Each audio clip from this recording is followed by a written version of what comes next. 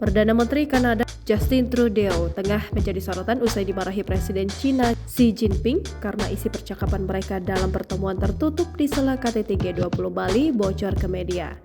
Hal itu terungkap kamera yang merekam perbincangan keduanya. Saat dimarahi Xi, Trudeau hanya mengangguk sembari tersenyum. Ia lantas membela diri bahwa di negaranya menganut dialog bebas, terbuka, dan terang-terangan. Ia kemudian berujar akan ada hal-hal yang tak sepaham meskipun kerjasama kedua negara terus berlanjut.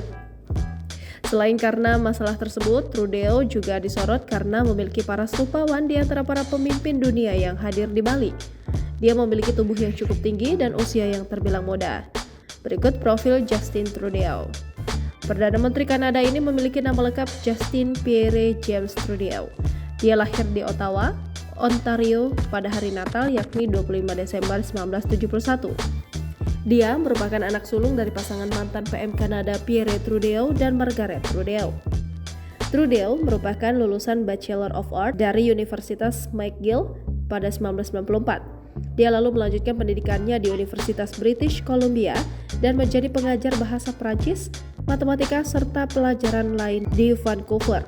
Sebelum memasuki dunia politik, Trudeau menjabat sebagai Ketua Kati Mavic, Dewan Direksi Canadian Avalanche Foundation, dan advokat bagi kaum muda dan lingkungan. Mengutip situs resmi PM Kanada pada 2007, Trudeau mulai membangun kampanye akar rumput berbasis komunitas untuk memenangkan Partai Liberal dan Montreal Riding of Papineau. Ia kemudian terpilih pada 2008 dan terpilih kembali pada 2011, 2015, dan 2019. Trudeau kemudian terpilih sebagai pemimpin Partai Liberal pada April 2013. Lalu pada 19 Oktober 2015, ia berhasil membawa partainya menjadi mayoritas di pemerintahan dengan kursi di setiap provinsi dan teritori di seluruh negeri.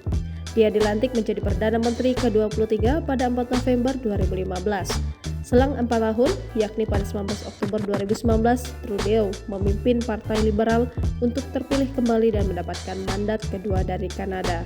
Selama menjabat PM, Justin Trudeau dikenal sebagai orang yang mendukung feminisme.